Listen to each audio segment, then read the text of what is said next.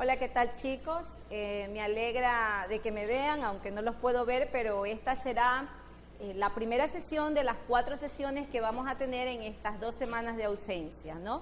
Vamos a aprovechar la tecnología. Ustedes saben que estamos viviendo en una nueva época en la educación superior y precisamente mi ausencia se debe a que estoy fuera del país cursando los estudios de posgrado, de doctorado en educación superior. Pero eso no impide que podamos comunicarnos por este medio. Si nosotros recordamos, estamos en la unidad número 2, que titula el diagnóstico administrativo o el estudio administrativo. Vimos en las clases anteriores la justificación de un estudio administrativo, es decir, por qué la necesidad de hacer un estudio o un diagnóstico en una empresa, en una organización o hasta en nuestra vida diaria. Dijimos que la justificación es la razón por la que debemos hacer un estudio de diagnóstico. No es que se nos puede ocurrir hacer un estudio sin justificar los medios o sin justificar los objetivos del mismo. También debemos recordar que el propósito de un estudio de diagnóstico es precisamente dar un servicio ágil y oportuno a las organizaciones modernas. Lo que se busca es mejorar los sistemas, buscar soluciones también a las empresas, encontrar cuellos de botellas, falencias, entre otros aspectos importantes. Entonces, el estudio o el diagnóstico es un estudio que nos permite encontrar falencias dentro de la organización.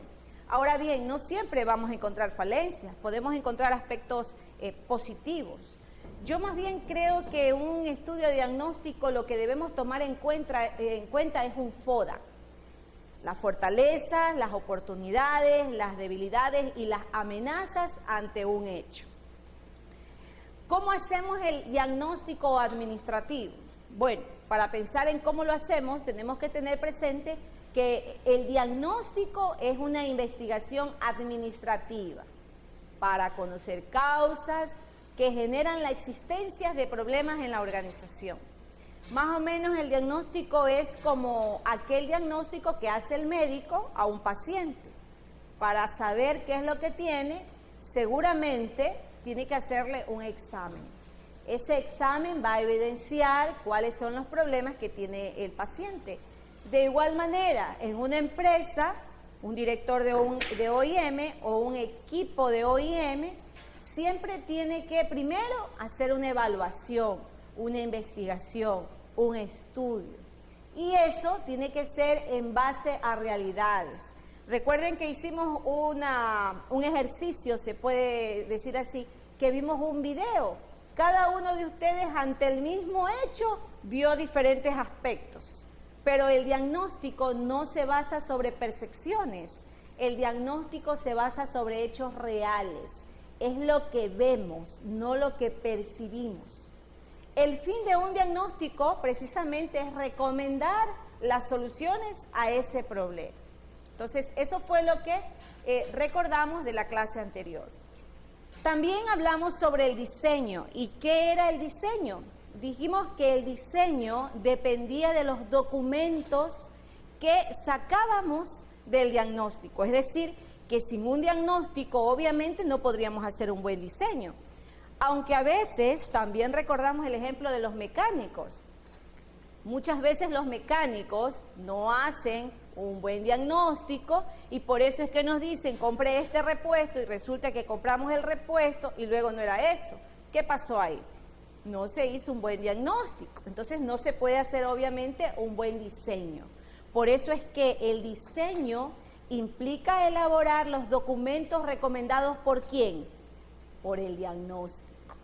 Y podemos hacernos una pregunta, ¿qué es más importante, el diseño o el diagnóstico?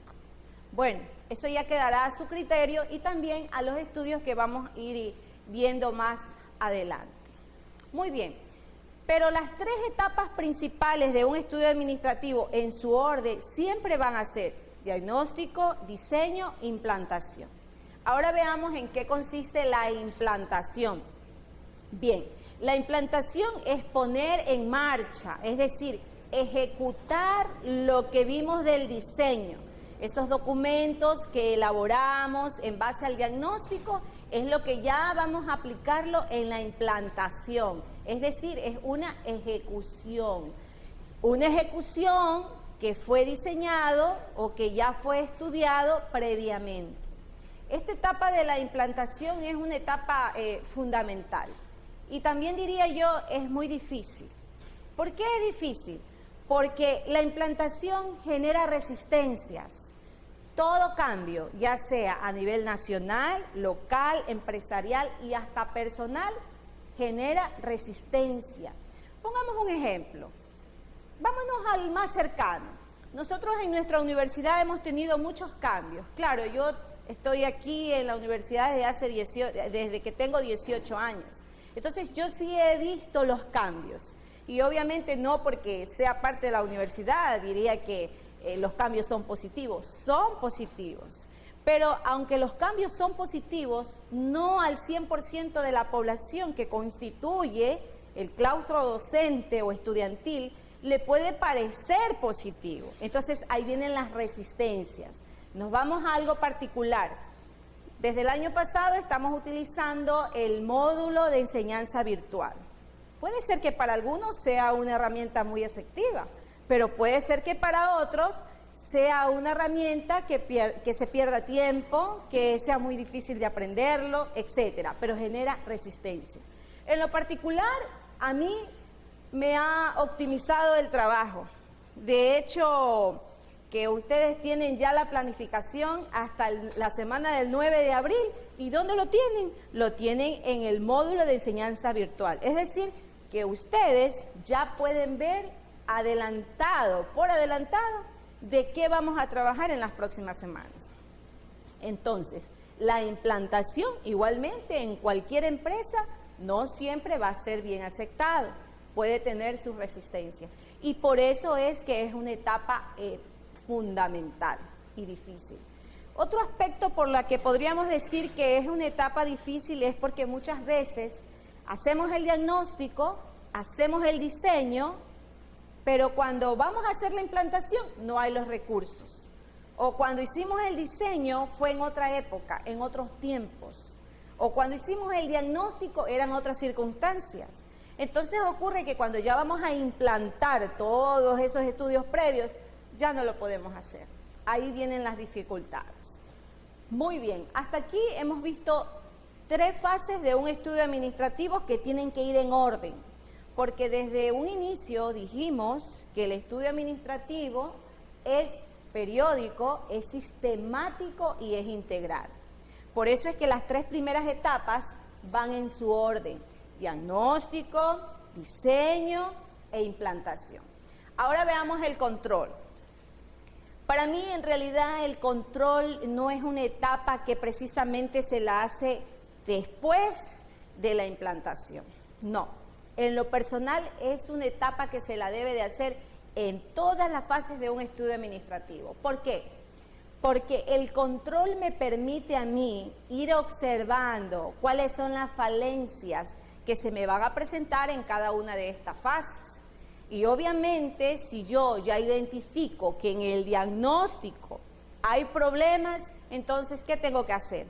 Ir haciendo los reajustes. Pero si espero la implantación para recién hacer un control, he perdido la etapa del diagnóstico y he perdido la etapa del diseño. Por eso es que el control debe presentarse en cualquier fase de un estudio administrativo. ¿Y en qué consiste el control? En observar que los diseños que ya hemos aplicado, debidamente planificados, de manera metodológica, se hayan establecido correctamente. Ahora bien, el control se puede presentar de manera previa, concurrente o posterior. Previa antes de, concurrente durante y posterior, es decir, después que ya hayamos terminado con todas las fases. Además que el control lo podemos hacer de manera parcial y también lo podemos hacer de manera global. Entonces, ya hemos visto ahora el control. Nos falta una etapa que es muy importante, que es la evaluación. En realidad la evaluación la hacemos todos, siempre nos estamos evaluando. Yo los evalúo a ustedes, ustedes me evalúan a mí, entre compañeros nos evaluamos, así que la evaluación es una fase que no la podemos determinar solo para un estudio de diagnóstico. La evaluación es una fase que la tenemos ya intrínsecamente cada ser humano. Ahora, en un estudio de diagnóstico sí nos interesa saber en qué consiste la evaluación. Y no es otra cosa que comprobar. Recuerde que nosotros siempre trabajamos con palabras claves. Palabras claves para cada fase. Por ejemplo, la palabra clave del diagnóstico, recuerden que es un estudio. La palabra clave del diseño son los documentos. La palabra clave de la implantación es la ejecución. Y la palabra clave de la evaluación es comprobar, es decir, verificar. Si es que esos nuevos métodos, esos nuevos sistemas que nosotros ya introducimos en las diferentes etapas o ya la introducimos, sobre todo en la implantación, nos están dando los resultados esperados. Entonces, la evaluación es detectar las diferencias entre el sistema anterior y el sistema que ahora, en la actualidad, estamos utilizando. Entonces, la evaluación debe ser practicada ¿por quién? Por el especialista. Vamos a colocar un ejemplo. Si yo tengo problemas cardíacos, ¿dónde tengo que ir? ¿Donde el ginecólogo? ¿Donde el médico general? ¿Donde el médico de cirugía plástica? Bueno, obviamente que ustedes me van a decir ¿donde el cardiólogo? De igual manera, en las etapas o en los aspectos administrativos, también existen especialidades. Por lo tanto, todo estudio administrativo debe de ser practicado por los especialistas del área. Si yo voy a hacer un estudio administrativo en el área de marketing, ¿podría decirle a la contadora de la empresa que me haga el diagnóstico? Obviamente que no. Quien tiene que hacer ese estudio es un especialista de esa área, que puede ser el auditor, puede ser el contador, puede ser hasta el asistente contable, en fin, alguien que esté en el área. Pero dentro de ese alguien que esté en el área, tiene que haber un especialista, tal como en la medicina. Y vean ustedes que en la vida práctica, por ejemplo, existen las especialidades en las carreras, existen las especialidades en la asignatura. Ustedes, por ejemplo, van a ser especialistas en contabilidad, en auditoría. Entonces, cuando tienen que hacer un estudio de diagnóstico, si ustedes son especialistas en esa área, les corresponderá hacer un estudio de diagnóstico para el área contable. Bien, hemos visto las 5 fases de un estudio administrativo.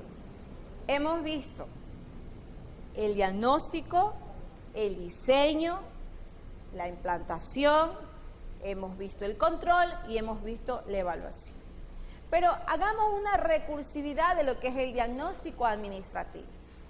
Recordemos que el diagnóstico administrativo nos permite detectar fallas existentes en una organización. Fallas existentes en una organización. O, como dije al inicio, también podemos hacer un FODA en el diagnóstico administrativo.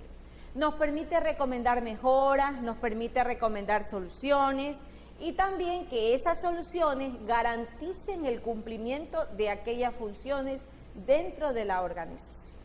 Recordemos además que debe estar a cargo del especialista de cada área.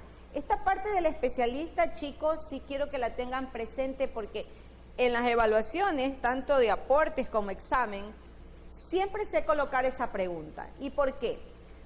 Yo les coloco una pregunta objetiva.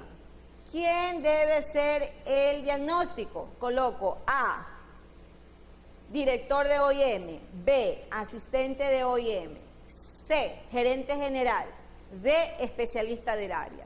Muchas veces los chicos, o sobre todo los que no escucharon esta clase, dicen el director de OIM debe de ser el diagnóstico. Pero ¿cómo un director de OIM puede hacer un diagnóstico de un área que no conoce? El director de OIM debe dirigir, auxiliar, asesorar, pero no hacer directamente el diagnóstico. Entonces ustedes ya tienen ahí la respuesta, el especialista del área. También recordemos para qué sirve el diagnóstico, ¿sí? O para qué lo vamos a necesitar en un momento determinado. Para resolver con exactitud problemas y sugerir soluciones. Bien, en esta etapa también hemos visto que el diagnóstico administrativo constituye la base para conocer los problemas de la organización. Base. ¿Y por qué base? Porque obviamente toda organización tiene falencias, tiene problemas, tiene debilidades.